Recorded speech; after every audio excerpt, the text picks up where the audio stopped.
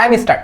Suppose a solid ball weight 70 Newton and is hanging from the wall with the help of a string. A horizontal force is applied on the ball, make an angle of 30 degree away from the wall. What is the magnitude of the force F?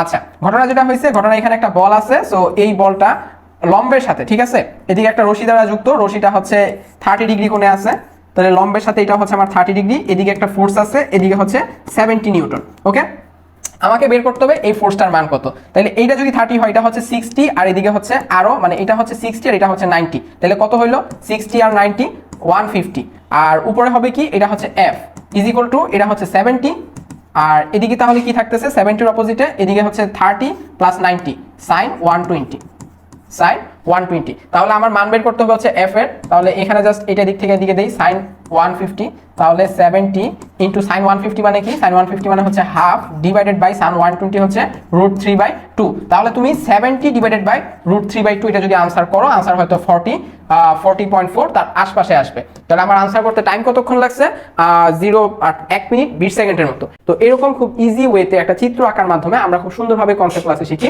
এরকম আরো নতুন নতুন উপায় জানার জন্য তুমি আজই ভর্তি হয়ে যাও CW ক্যাম্পাস কলি কোর্সে।